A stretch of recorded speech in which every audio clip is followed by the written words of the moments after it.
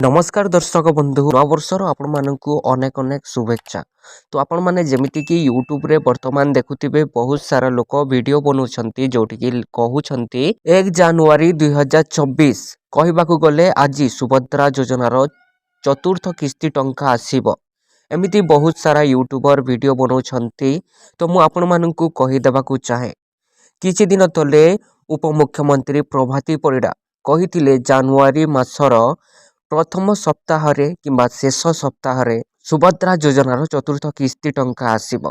पूरापूरी कहिबाकू गले एटी कौनसी जगार मेंशन करा जाय नथिला कि कौ तारीख रे आपण मानक पैसाटा आसीबो, किंतु से निजे कहिथिले जनवरी मासर प्रथम सप्ताहरे किंबा शेष सप्ताहरे जेउ माने नुआ नुआ निजकू रेजिस्ट्रेशन करिसंती सुभद्रा पोर्टल रे सेमानंकू चतुर्थ किस्ती एकाथरे दुईटी किस्ती प्रदान करा जिवो।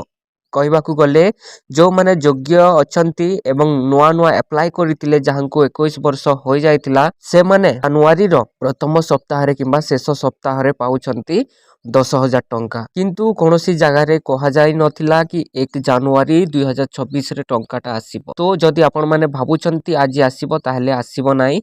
मु आपण माननकू पूरापूरी कहि देबाकू चाहूची। आउ जो माने प्रथम द्वितीय तृतीय किस्ती पाई सारिचंती से माननकू मार्च मासरे सुभद्रा योजनार चतुर्थ किस्ती टंकाटा मिलिबो।